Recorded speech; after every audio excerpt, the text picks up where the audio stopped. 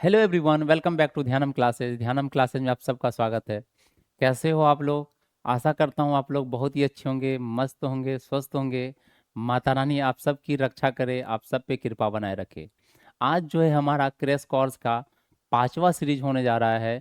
जिन बच्चों ने पहले, दूसरे, तीसरे, चौथे को नहीं देखा है वो हमारे यूट्यूब चैनल पर जाके देख सकते हैं, ताकि आज की लेक्चर आपको बहुत ही अच्छे से समझ में आए। तो चलिए बिना देरी करते हुए आज की क्लास की शुरुआत कर रहा हूँ। मेरा नाम है रवि रंजन और आप देख रहे हैं ध्यानम क्लासेस ऑनलाइन।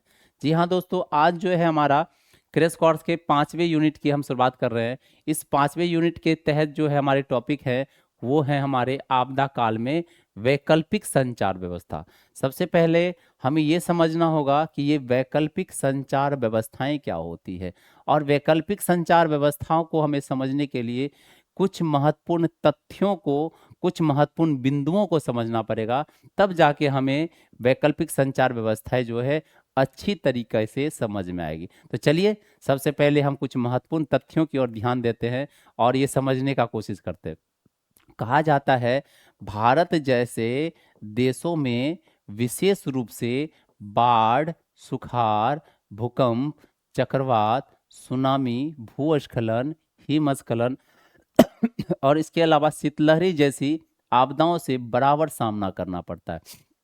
कहा जाता है कि भारत के किसी न किसी राज्यों में, भारत के किसी न किसी जिलों में या भारत के किसी न किसी क्षेत्रों में जो है किसी न किसी प्रकार की आपदाएं आती ही रहती है। ये आपदा जो है ना केवल संपदाओं को नुकसान पहुंचाती है, ना केवल जनजीवन को अस्त व्यस्त करती है, इसके अलावा इससे प्रभावित होने वाले जो सबसे अधिक हैं वो है संचार व्यवस्थाएं। जब आपदाएं आती है तो जान माल और संपदाओं की हानि के साथ साथ ये संचार व्यवस्था को क्षतिग्रस्त कर देती है। तो वही कहा जाता है, इसी प्रकार विश्व में जहां कहीं भी बड़ी और तीव्र आपदाएं आती है, कहा जाता है कि दुनिया में जहां कहीं भी तीव्र और मतलब जो है बड़ी आपदाएं आती है तो वहां पर सामान्य संचार व्यवस्थाएं जो है क्षतिग्रस्त हो जाती है। अब ये संचार व्यवस्था के क्षतिग्रस्त हो जाने से क्या नुकसान होते हैं, इस बात को हम समझने का कोशिश करते हैं। हम जानते हैं कि संचार ही वो माध्यम है जिसके कारण जो है एक क्षेत्र को अन्य क्षेत्रों से जोड़ा जाके, मतलब जोड़ के रखा जा सकता है। वहां पे हम जो सूचनाएं हैं उसको आदान प्रदान कर सकते हैं। ये संचार व्यवस्था के माध्यम से होता है। जब जब कभी भी आपदा के समय में संचार व्यवस्थाएं क्षतिग्रस्त हो जाएगी, संचार व्यवस्थाएं ध्वस्त हो जाएगी, तो क्या होगा, वो जो आपदा प्रभावित क्षेत्र है उसका कनेक्शन अन्य क्षेत्रों से या अन्य जगहों से टूट जाएगा। और कनेक्शन टूट जाने के कारण जो है वहां पर आपदाएं के जो कार्य हो रहे हैं, जो राहत के कार्य हो रहे हैं, वो भी बाधित हो जाएंगे। और जब आपदा प्रभावित क्षेत्रों में राहत के कार्य नहीं पहुंच पाएंगे तो वहां पे जो फंसे पीड़ित व्यक्ति हैं उसकी स्थिति और अधिक दयनीय और भयावह हो सकती है। इसीलिए इसीलिए आपदा के समय में जो हमारे सामान्य संचार व्यवस्थाएं ध्वस्त हो जाते हैं, तो उस व्यवस्था से अलग हमारे पास एक कोई ना कोई हमारे पास विकल्प होना चाहिए, जिसके द्वारा हम आपदा के समय में जो है, जो आपदा प्रभावित क्षेत्र है वहां के लोगों से हम संपर्क स्थापित कर सके। उन्हीं संचार व्यवस्था को हम लोग कहते हैं वैकल्पिक संचार व्यवस्था। चलिए आइए इसको हम समझने का कोशिश करते हैं। जब कहा जाता है तीव्र और बड़ी आपदाएं आती है तो सामान्य संचार व्यवस्था जो है कार्य करना बंद कर देती है, क्षतिग्रस्त हो जाती है, जिसके कारण जो है प्रभावित क्षेत्र का जो है संपर्क जो है शेष दुनिया से टूट जाता है। जो क्षेत्र आपदा प्रभावित है उसका संपर्क जो है दुनिया के क्षेत्रों से टूट जाता है, और राहत एवं बचाव कार्य भी बाधित हो जाते हैं। और राहत और बचाव कार्य जब बाधित हो जाएंगे तो आपदा पीड़ित जो लोग हैं वो उसकी स्थिति और अधिक दयनीय हो जाएगी, और उसका स्थिति जो है भयावह हो जाएगा, और वो एक विकट आपदा के रूप में प्रकट हो सकता है। तो कहा जाता है ऐसी परिस्थिति में आपदा का रूप जो है और भयावह हो जाता है। आपदा जो है और विकट परिस्थिति में बदल जाता है, विकट रूप में बदल जाता है। अब आप सबसे पहले ये पूछोगे, सर ये संचार व्यवस्थाएं ध्वस्त कैसे होती है, इसके क्या क्या कारण हो सकते हैं। तो चलिए हम ये समझने का कोशिश करते हैं, ये आपदा व्यवस्था ध्वस्त कैसे होती है, इसके ध्वस्त होने के क्या क्या कारण हो सकते हैं। कहा जाता है संचार व्यवस्था का बाधित होने के कई कारण है, जिनमें से कुछ कारण जो है अभी हम लोग पढ़ने जा रहे हैं। आपदा के कारण जो है कई सारे कारण होते हैं जिसमें हमारी संचार व्यवस्थाएं क्षतिग्रस्त हो जाती है, लेकिन उसमें से कुछ प्रमुख कारण जो सबसे ज्यादा घटती है, तो उस कारणों को हम लोग जो है समझने का कोशिश कर रहे हैं। पहला कारण है केबल तार का टूट जाना। देखिए क्या होता है कि जब आपदा आती है, जो केबल तार बिछे होते हैं, जो केबल तार के माध्यम से संचार व्यवस्थाएं फैलाई जाती है, वो केबल तार ही टूट जाती है। या केबल तार ना टूटे तो के जो संचार भवन है वो संचार भवन ध्वस्त हो जाएंगे। या संचार भवन ध्वस्त नहीं हुआ तो अगला एक और कारण है संचार यंत्रों का क्षतिग्रस्त हो जाना। यहाँ तीन कारण हो सकते हैं। पहला जो है केबल का टूट जाना, या संचार भवन जो है उसका क्षतिग्रस्त हो जाना, जो संचार के बिल्डिंग है, भवन है, वो क्षतिग्रस्त हो जाते हैं, वो ध्वस्त हो जाते हैं। या उस भवन में लगे जो यंत्र होते हैं वो काम करना बंद कर देता है, वो नष्ट हो जाते हैं या बर्बाद हो जाते हैं। तब पहले केस में जो है संचार के जो व्यवस्थाएं हैं, वो क्षतिग्रस्त हो जाती है। अब इसको समझने का कोशिश करते हैं। कहा जाता है आज के समय में दूर संचार बिना दैनिक जीवन व्यवस्था को चलाने की कल्पना नहीं कर सकते हैं। कहा जाता है आज के समय में जो दूर संचार की व्यवस्थाएं हैं उसके बिना हम दैनिक जीवन की कल्पनाएं नहीं कर सकते हैं। ये बात भी सत्य है कि आज के जीवन को हम बिना संचार की कल्पना ही नहीं कर सकते हैं। बहुत ही ज़्यादा हमें मतलब जो है उसके हम लोग जो है इस संचार व्यवस्था के आदी हो चुके हैं। जैसे एक एग्जाम्पल, जैसे मैं आपको यहाँ से पढ़ा रहा हूँ और आप सब बच्चे जो हैं अलग अलग क्षेत्रों से, अलग अलग जगहों से घर बैठे पढ़ाई कर रहे हैं। ये क्या है? ये भी एक संचार व्यवस्था का साधन है। और ये संचार व्यवस्था के कारण जो है शिक्षा बहुत सुलभ हो चुकी है, बहुत ही आसानी से उपलब्ध मतलब हो जाती है।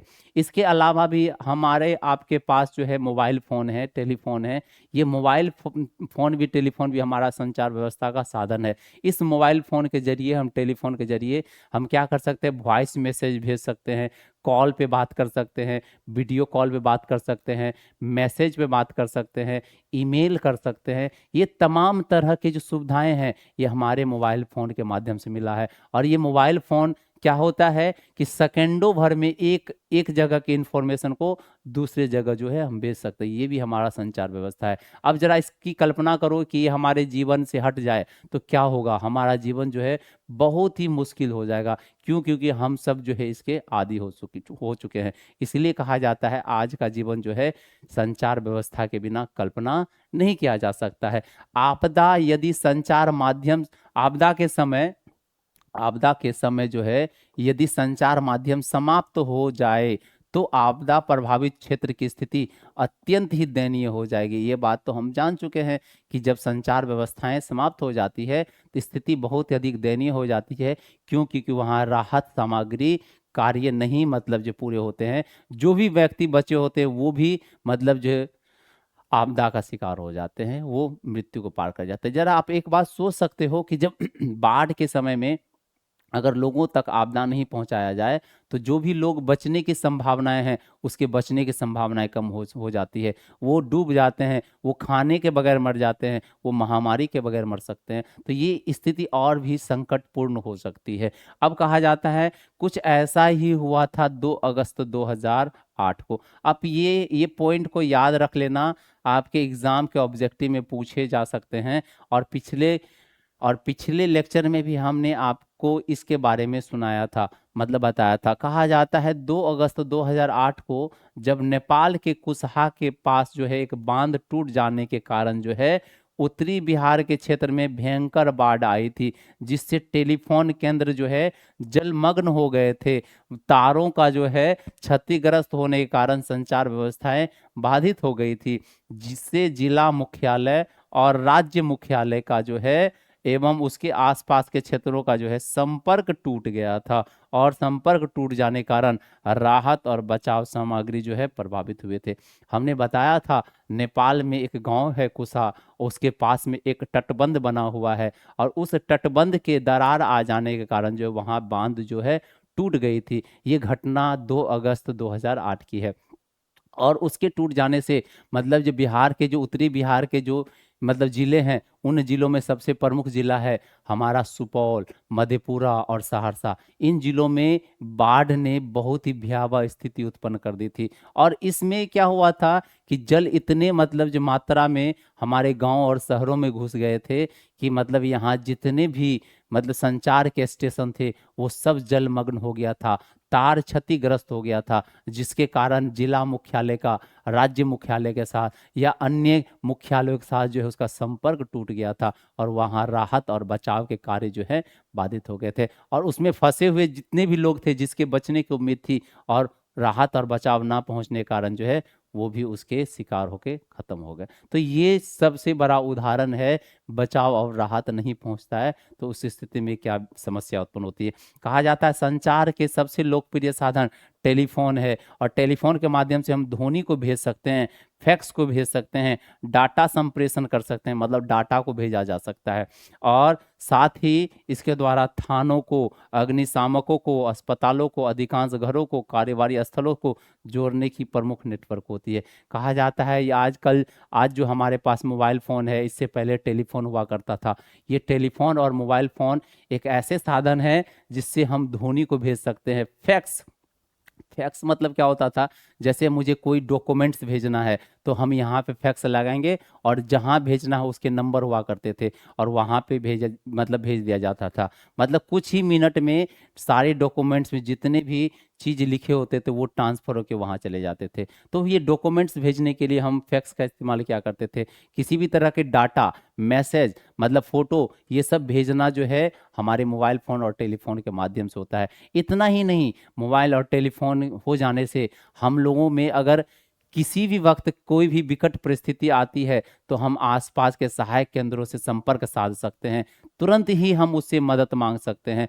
थानों में मतलब कॉल कर सकते हैं, प्रशासन को इन्फॉर्मेशन दे सकते हैं, अग्निशामक को कॉल किया जा सकता है और ये क्षण भर में होता है। जैसे होता है हम लोग कॉलिंग करके उसको इन्फॉर्मेशन कर देते हैं, सूचित कर देते हैं और राहत सामग्री का मतलब जो है तुरंत व्यवस्था करवा लेते हैं। ये सारे के सारे संचार माध्यम से होते हैं और ये संचार माध्यम में सबसे लोकप्रिय है टेलीफोन और मोबाइल फ़ोन कहा जाता है। आपको ये चीज़ समझ में आ गई होगी। चलिए हम आगे बढ़ते हैं।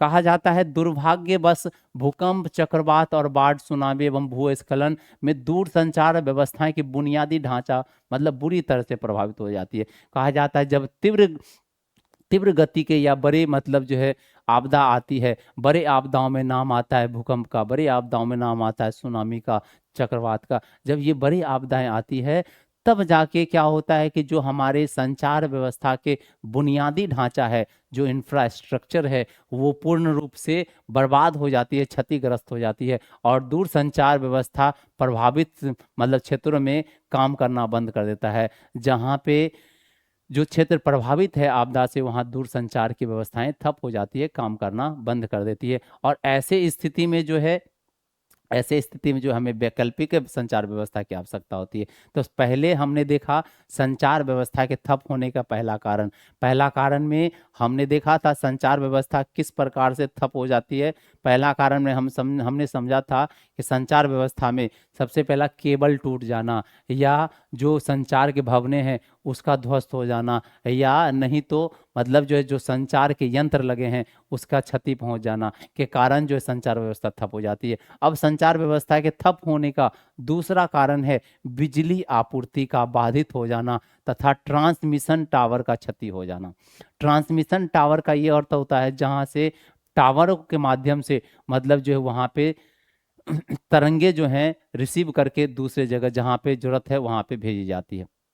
तो कहा जाता है जो हमारे टावर स्टेशन लगे होते हैं, जो बिजली का पावर हाउस होता है, हम जानते हैं किसी भी संचार व्यवस्था को चलने के लिए बहुत सारे मात्रा में ऊर्जा की आवश्यकता है। बिना ऊर्जा के जो मतलब संचार की तरंगे हैं वो गति नहीं कर सकती, तो हमें बिजली की आवश्यकता होती है। और बाढ़ के समय में या आपदा के समय में बिजली भी ठप हो जाती है। जो टावर स्टेशन है वहाँ टावर स्टेशन जो है ध्वस्त हो जाते हैं, काम करना बंद कर देते हैं और इन स्थिति में भी जो है संचार व्यवस्था ठप हो जाती है। अब कहा जाता है बिजली आपूर्ति में व्यवधान तथा ट्रांसमिशन टावरों के क्षतिग्रस्त हो जाने से पुलिस प्रशासन तथा सिविल प्रशासन का बेतार रेडियो संचार नेटवर्क भी प्रभावित हो जाता है। कहा जाता है जो पुलिस प्रशासन के पास जो बेतार मतलब वॉकी टॉकी वाला जो डिवाइस होता है वो भी काम करना बंद कर देता है।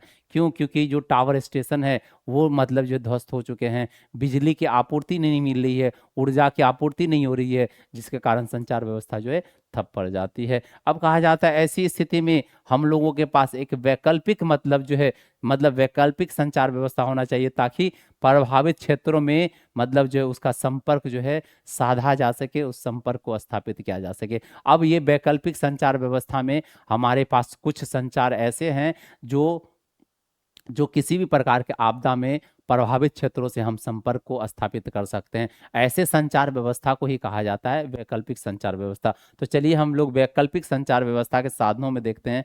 कहा जाता है वैकल्पिक संचार व्यवस्था का जो पहला साधन है वो रेडियो संचार है, जिसको कहते हैं रेडियो कम्युनिकेशन। अब रेडियो कम्युनिकेशन में क्या होता है कि हमारे पास दो डिवाइस होती है, एक जहां से मैसेज भेजा जाता है, जहां से सूचना भेजा जाता है, एक जहां पे सूचना पहुंचाया जाता है। जहां से भेजा जाता है उसको ट्रांसमिशन कहा जाता है, और जहां पे मतलब जो है सूचना भेजना होता है, पहुंचना होता है, उसको वहां पे रिसीवर लगा होता है। और यहाँ से क्या होता है कि रेडियो वेव को छोड़ा जाता है, रेडियो तरंगे को छोड़ी जाती है, और रेडियो तरंगे ट्रांसमिशन टावर से भेजी जाती है, और फिर मतलब जो है जहाँ पे आदमी को भेजना है वहां पे रिसीवर लगा होता है, और उस रिसीवर के द्वारा रेडियो तरंगों को रिसीव कर लिया जाता है, और इस प्रकार सूचनाएं पहुंच जाती है। तो वो जो संचार के साधन है इसको कहते हैं रेडियो संचार कहा जाता है। रेडियो तरंगें इलेक्ट्रोमैग्नेटिक होती है, जिसे एंटीना के द्वारा एक स्थान से दूसरे स्थान तक मतलब प्रेषित किया जाता है। एंटीना के माध्यम से जहाँ पे रिसीवर लगे होते हैं वहाँ एंटीना होता है, और जहाँ से भेजा जाता है वहाँ भी एंटीना होता है, और उसके माध्यम से रेडियो वेव को भेजा जाता है, और फिर वहाँ पे एंटीना के माध्यम से रिसीव कर लिया जाता है, रिसीवर के द्वारा रिसीव कर लिया जाता है। अब कहा जाता है रेडियो जो तरंगे भेजी जाती है वो तीन तरह की तरंगे होती है। निम्न तरंगे होती है, उच्च तरंगे होती है, अत्यधिक उच्च तरंगे होती है। निम्न तरंगे को कहते हैं लो फ्रीक्वेंसी वाले, और उच्च तरंगे को कहते हैं हाई फ्रीक्वेंसी वाले, और मतलब अत्यधिक उच्च को कहते हैं एक्सट्रीमली हाई फ्रीक्वेंसी वाले तरंगे हो सकती है। अब ये तीनों तरंग के अलग अलग जगह पे हम लोग जो है उपयोग करते हैं, इसका प्रयोग करते हैं। हाँ, आइए हम समझते हैं कि ये अलग अलग तरंगे किस प्रकार कहाँ कहाँ जो है वर्क कर सकती है, कार्य कर सकती है। कहा जाता है रेडियो रिसीवर को किसी खास फ्रीक्वेंसी पर रखकर संकेत प्राप्त कर सकते हैं। जो रेडियो रिसीवर होता है जहाँ पे मतलब जो सूचना पहुंचाई जाती है वहाँ रेडियो रिसीवर होता है, और वहाँ रेडियो रिसीवर को मतलब जो रेडियो रिसीवर क्या करता है एक खास प्रकार की फ्रीक्वेंसी को वो रिसीव करती है, और वहाँ पे सूचना पहुँच जाती है। अब कहा जाता है 5 से 50 किलोमीटर की दूरी, कितने किलोमीटर? 5 से 50 किलोमीटर की दूरी के लिए हम लो इंटेंसिटी और लो मतलब जो हाई इंटेंसिटी के फ्रीक्वेंसी का इस्तेमाल करते हैं। कितना से कितना किलोमीटर तक के लिए?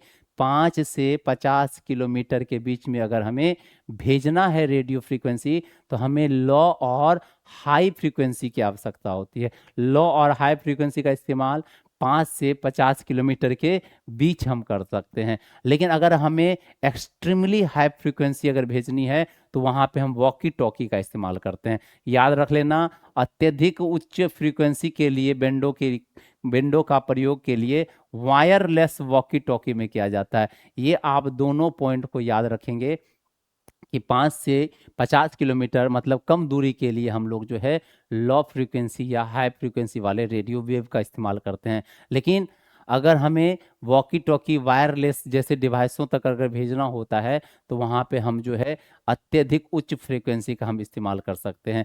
मतलब वैकल्पिक संचार व्यवस्था के साधनों में एक दूसरा साधन है एमेच्योर अथवा हैम रेडियो।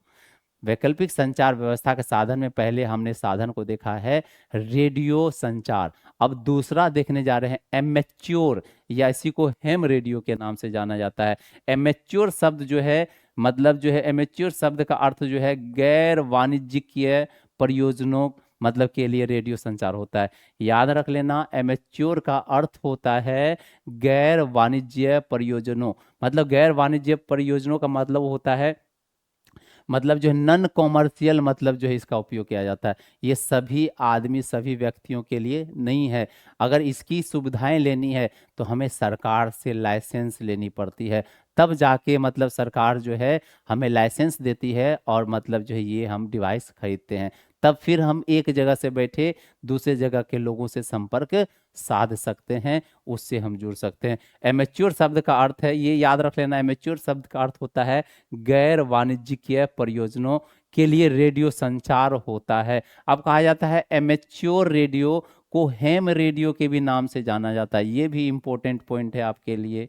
कहा जाएगा हैम एमेच्योर रेडियो को किस नाम से जाना जाता है, हैम रेडियो के नाम से जाना जाता है। और इसके लिए आधारीय इंफ्रास्ट्रक्चर की आवश्यकता नहीं है। अब कहा जाता है इसके हम मतलब जो है इसको लगाने के लिए हमें बड़े बड़े बिल्डिंग या बड़े बड़े भवनों की जरूरत नहीं होती है, हमें बड़े बड़े टावर स्टेशन की आवश्यकता नहीं है। बस एक छोटा सा डिवाइस होता है जो हमें लाइसेंस लेने के बाद मिलता है, और फिर वहाँ से हम एक कमरे से या छत के ऊपर से रख के जो है हम उसको शुरुआत कर सकते हैं, एक क्षेत्र से दूसरे क्षेत्र के लोगों के बीच जो है संपर्क स्थापित कर सकते हैं।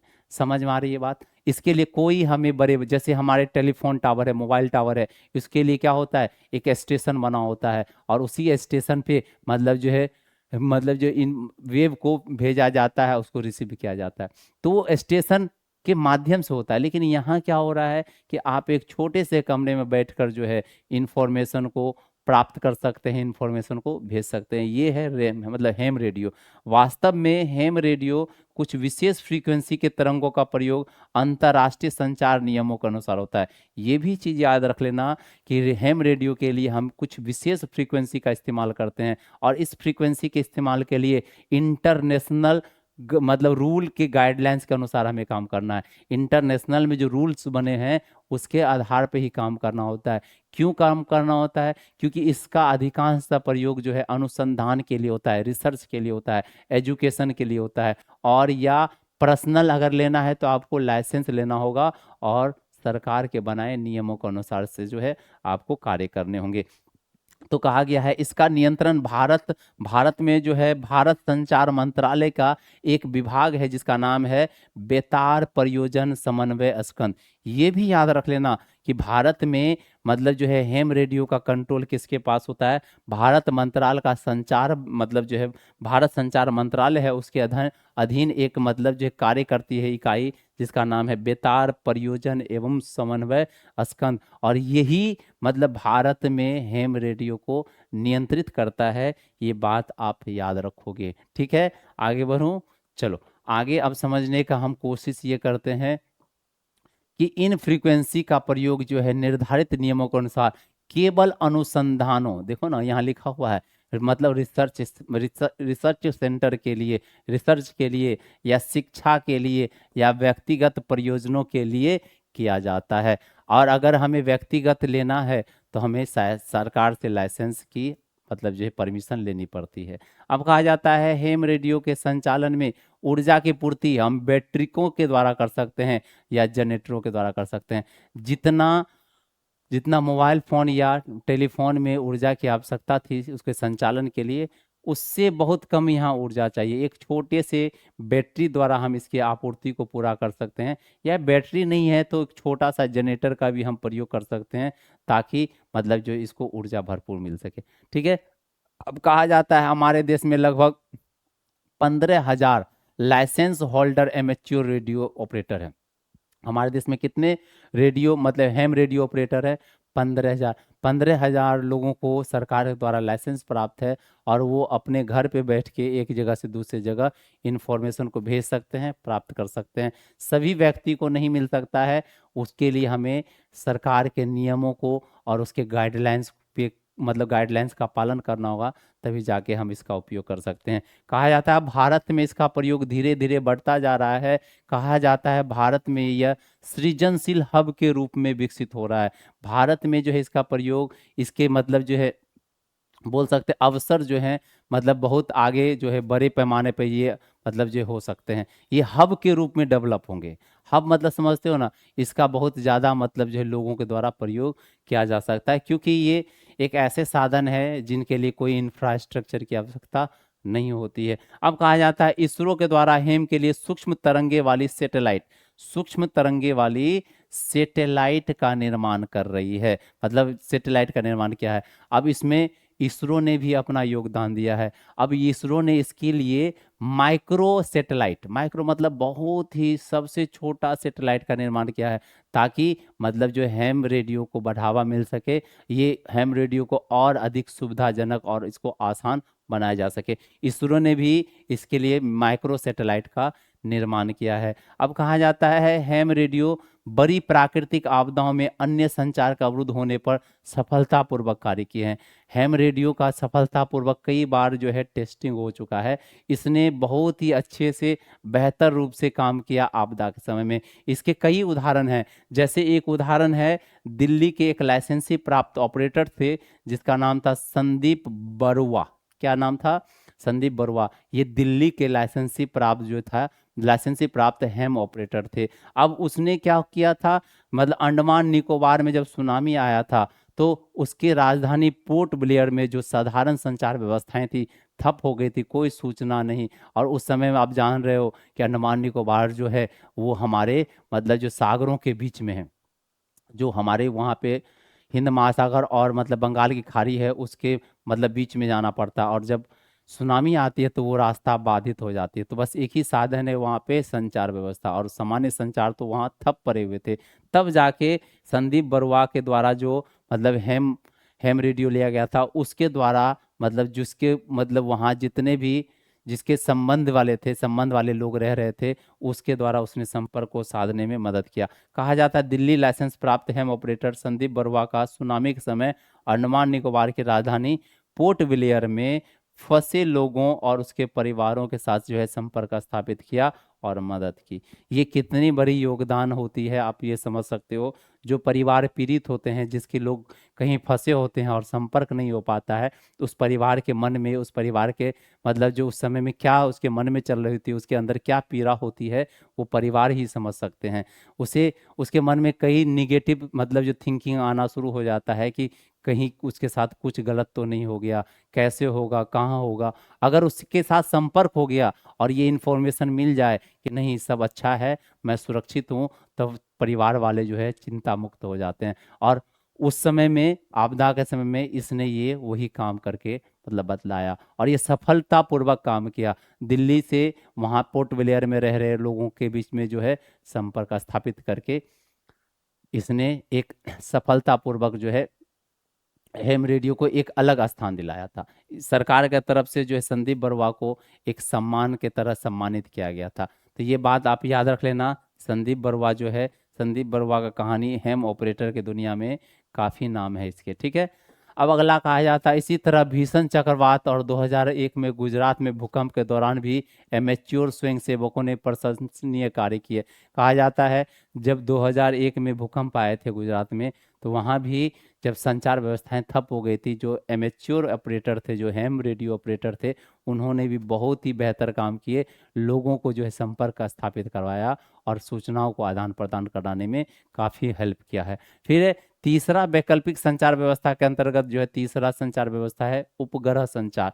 और ये उपग्रह संचार आज के लिए सबसे ज़्यादा प्रयोग किए जाने वाले संचार साधनों में से एक साधन है। कहा जाता है अंतरिक्ष में प्रतिस्थापित जो है उपग्रह मतलब कई प्रकार के होते हैं, जिन्हें विभिन्न प्रकार के उद्देश्यों से मतलब प्रक्षेपित किया जाता है। अंतरिक्ष में जो है आयन मंडल होते हैं, वहाँ उपग्रह छोड़े जाते हैं अलग अलग देशों के द्वारा, मतलब कई सारे उपग्रह छोड़े गए हैं और वो सभी उपग्रहों का अलग अलग कार्यों और उद्देश्यों के लिए छोड़ा जाता है। तो कहा जाता है कि वो मतलब अंतरिक्ष में हम जो है प्रक्षेपित करते हैं, अलग अलग कार्यों और अलग अलग उद्देश्यों के लिए करते हैं। अब कहा जाता है भारत में दूरदर्शन और मौसमी विज्ञान और आपदा संबंधित चेतना, याद रखना ये 3 पॉइंट को याद रखना। जब भारत में दूरदर्शन वाली मतलब जो सुविधा चाहिए, मौसम की जानकारी चाहिए या आपदा संबंधी कोई भी जानकारी चाहिए या उसकी मतलब जो चेतावनी या सूचना की हमको जरूरत होती है, तो भारत ने इसके लिए एक सैटेलाइट भेजा है जिनका नाम है इनसेट। क्या नाम है?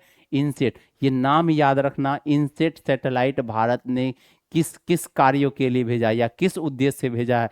पहला दूरदर्शन के लिए और दूसरा जो है हमारे मौसमी जानकारी के लिए, और तीसरा जो है हमारे आपदाओं के समय मतलब जो है संबंध मतलब सूचनाओं का स्थापित करने के लिए। ये 3 कार्य के लिए जो है भारत ने एक अपना अंतरिक्ष में सैटेलाइट प्रक्षेपित किया है, जिसका नाम है इनसेट। इनसेट का फुल फॉर्म होता है इंडियन नेशनल सैटेलाइट सिस्टम, तथा संसाधनों की खोज एवं प्रबंधन के लिए IRS मतलब जो है सैटेलाइट को भेजा है। भारत ने मतलब जो है जो हमारे देश में अगर किसी प्रकार के संसाधन की खोज करनी है, जल की खोज करनी है, खनिज की खोज करनी है, कोयले की खोज करनी है, तो उसके लिए हमारे पास जो है IRS नाम के सैटेलाइट अंतरिक्ष में भेजे गए हैं। और IRS का फुल फॉर्म होता है इंडियन रिमोट सेंसिंग सैटेलाइट। ये क्या करता है, किसी भी क्षेत्र में हमारे खनिज संसाधन को खोजने में मदद करता है, उसके मैनेजमेंट के लिए हमें ये मदद करता है। लेकिन इनसेट जो भारत के द्वारा छोड़ा गया है, उसका मुख्य उद्देश्य है दूरदर्शन सेवा को देना, मौसम की जानकारी देना, या आपदा के मतलब समय में मतलब सूचना देना, या आपदा के से पहले जो है हमें सूचित किया जाता है कि आपदा आने वाली है, बारिश आने वाली है, मौसम के बारे में, वेदर के बारे में हमें जानकारी मिलती है। जैसे आजकल हम लोगों के मोबाइल में भी वेदर वाले ऐप्स हैं, आपको बताते रहते हैं नोटिफिकेशन के माध्यम से, आज 3 दिन तक बारिश होगी, आज हवाएं जो है इतने किलोमीटर की तेज रफ्तार से चलेगी, आज गर्मी ज़्यादा होगा, ठंडी ज़्यादा होगा। ये सब हमें अपडेट कहाँ से मिलता है? ये सब अपडेट हमें मौसम की जानकारी जो है हमारे सैटेलाइट इनसेंट से प्राप्त होता है। आपको समझ में आया होगा। अब कहा जाता है संचार उपग्रह में स्थापित रेडियो रिले स्टेशन। अब वहाँ पर जो हम भेजते हैं वहाँ पे रेडियो का रिले स्टेशन है, जहाँ से जैसे मतलब टावर वाला सिस्टम, वहाँ भी एक स्टेशन है, और वो 3 तरह के हैं, कॉम सेट हैं, सेट कॉम है, और सेट फोन है। ये रिले स्टेशन है जहाँ से सूचनाओं को भेजा जाता है, आदान प्रदान किया जाता है। ये रिले स्टेशन जो संचार उपग्रह में स्थापित किए गए हैं। अब जैसे सेटकॉम के क्या कार्य, इस बात को समझते हैं। सेटकॉम उपग्रह जो है आधारित जो है वो संचार के लिए होते हैं। जो सेटकॉम्स जो है रिले स्टेशन है, वो संचार व्यवस्था के संचालन के लिए, याद रखना, संचार व्यवस्था संचालन के लिए कौन सी रिले स्टेशन है? सेटकॉम। क्या नाम है? सेटकॉम्स किसके लिए है? संचार व्यवस्था के साधन के लिए। सेट फोन का जो इस्तेमाल किया जाता है वो फोन टर्मिनल के लिए किया जाता है। जो हमारे फोन, मोबाइल फोन की जो टावर होते हैं, उसके लिए जो है हम लोग सेट फोन्स का इस्तेमाल करते हैं। क्लियर हो रहा है बात में? हम क्या बताए हैं कि जो हमारे संचार में उपग्रह के स्थापित रेडियो रिले स्टेशन है, रेडियो रिले स्टेशन में 3 तरह के हैं, कॉमसेट, सेटकॉम्स और सेटफोन। सेटकॉम्स का उपयोग हम जो है हम क्या करते हैं, संचार आधारित के लिए कार्यों के लिए करते हैं, और हम सेटफोन का उपयोग करते हैं फोन टर्मिनल्स के लिए, हम लोग इसका उपयोग करते हैं। समझ में आया? ठीक है। अब कहा जाता है संचार उपग्रह का एक महत्वपूर्ण कार्य मोबाइल एवं ई कम्युनिकेशन होता है। जो हमारे जो हमारे संचार उपग्रह है उसका एक महत्वपूर्ण काम मोबाइल या ई कम्युनिकेशन, इलेक्ट्रॉनिक्स कम्युनिकेशन के लिए हम लोग जो है संचार उपग्रह का इस्तेमाल करते हैं। जैसे मोबाइल फ़ोन का यूज़ कर रहे हैं, ये भी क्या है, इलेक्ट्रॉनिक कम्युनिकेशन डिवाइस है, और इसके लिए हम लोग जो है इस्तेमाल कर सकते हैं। आप पूछोगे सर ये उपग्रह से कैसे मैसेज को भेजा जाता है, कैसे मतलब जो है मैसेज को रिसीव किया जाता है, इस ये कैसे कार्य करता है? तो आप ये समझो कि ये जो हमारे पास सैटेलाइट होते हैं, वो सैटेलाइट में छोटे छोटे डिवाइस लगे हुए होते हैं। उस डिवाइस का नाम है ट्रांसपोंडर। क्या नाम है? ट्रांसपोंडर। और वो ट्रांसपोंडर नाम के डिवाइस उस सैटेलाइट में हजारों लाखों की संख्या में होते हैं। और वो ट्रांसपोंडर क्या करता है, वो फ्रीक्वेंसी को रिसीव करता है। जैसे ही हम यहाँ से टावरों के द्वारा फ्रीक्वेंसी को भेजते हैं, तो वो रिसीव करता है हमारे सैटेलाइट, और रिसीव करके वो प्रोसेस करता है, और प्रोसेस करके पुनः जो है हमारे धरातल पे, हमारे धरती पे उसको भेज देता है। तो ये याद रख लेना सैटेलाइट कैसे काम करता है, ट्रांसपोंडर पे। और ट्रांसपोंडर क्या होता है? ट्रांसपोंडर जो है विशेष तरह के फ्रीक्वेंसी को रिसीव करता है, प्रोसेस करता है, फिर उसको धरातल पे भेजता है, धरती पे भेजता है। वही कहा जाता है, कहा गया है कि ये ट्रांसपोंडर एक फ्रीक्वेंसी पर बातचीत को पकड़ता है, मतलब जो एक फ्रीक्वेंसी पे काम करता है, और जो भी हम लोग बात करते हैं उसको वो कैच करता है, उसको वो पकड़ता है, और उसे विस्तारित करता है। विस्तारित मतलब जो उसको विस्तारित का ये सिंपल सा अर्थ है ट्रांसमिशन करना, उसको रिस्पॉन्ड करना, विस्तारित करके अन्य फ्रीक्वेंसी की मदद से वो पृथ्वी पर वापस भेज देता है। एक एक उपग्रह में हजारों ट्रांसपोंडर लगे होते हैं। ये ट्रांसपोंडर जो है डाटा, टेलीविजन, इमेज और कुछ ट्रांसमिशनों को प्राप्त करते हैं। ये ट्रांसपोंडर जो है डाटा को रिसीव कर सकते हैं, टेलीविज़न को, इमेज को, वीडियो को, ये सब रिसीव करके जो है वो आगे के लिए मतलब आगे की ओर काम करता है। ठीक है। अब कहा जा रहा है इसमें, इस प्रणाली में रेडियो रिले स्टेशन और संचार उपग्रह अंतरिक्ष में होते हैं। अब ये जितने भी उपग्रह संचार व्यवस्थाएं में मतलब व्यवस्थाएं काम कर रही होती है, उसका कोई हमारे धरती पर कोई रिले स्टेशन नहीं है। रिले स्टेशन का मतलब है जहां से वो ऑपरेट किया जाता है। ये धरातल पर इसका लेना देना नहीं है। वो डायरेक्ट अंतरिक्ष के माध्यम से काम कर रहा है, वो अंतरिक्ष में है। इसीलिए जब हमारे धरती पर आपदाएं आती हैं तो हमारे ये संचार उपग्रह के जो साधन हैं इसको क्षति नहीं पहुंचती है, और उस विपदा में, उस आपदा में जो है ये अच्छे तरीके से कार्य करते हैं। तो कहा गया है इस प्रणाली में रेडियो रिले स्टेशन और संचार उपग्रह अंतरिक्ष में होता है, और पृथ्वी पर घटने वाली प्राकृतिक घटनाएं या आपदाओं में उसका कोई नुकसान नहीं होता है। जब कहा जाता है पृथ्वी पर कई सारी प्राकृतिक घटनाएं या आपदाएं होती है तो उसका प्रभाव जो है उस पर नहीं पड़ता है। क्यों? क्योंकि उसके रिले स्टेशन कहाँ होते हैं? अंतरिक्ष में होते हैं। और आपदा प्रबंधन में सर्वाधिक प्रयोग में लाया जाने वाला ये संचार के साधन हमारे उपग्रह फोन होते हैं। जो आपदा के समय में सबसे ज़्यादा संचार के लिए अगर हम लोग लाते हैं वो है उपग्रह फोन, जिसको अपने लोग सैटेलाइट फ़ोन कहा जाता है। और ये सैटेलाइट फ़ोन डायरेक्ट सैटेलाइट से कनेक्टेड होता है। आप किसी भी क्षेत्र में कितने भी मतलब जो ग्रामीण क्षेत्रों में चले जाओ, अगर आपके ये सामान्य संचार व्यवस्था काम नहीं कर रहे हैं, आपके वहाँ पे सैटेलाइट फ़ोन काम कर रहे हैं। क्यों? क्योंकि सैटेलाइट फ़ोन का डायरेक्ट जो है कनेक्शन सैटेलाइट के द्वारा होता है, उसके बीच में कहीं कोई इसके रिले स्टेशन नहीं होते। इसलिए ये सबसे उत्तम और सबसे प्रभावशाली संचार का साधन है। इसी के साथ जो है आज का ये 5वां यूनिट जो है समाप्त होती है। अब अगले दिन जो है आपके लिए हम 6वें यूनिट को लेकर आएंगे। तब तक आप लोग जो है एकदम पढ़ाई करते रहें, मस्त रहें। मिलते हैं कल। Thank you.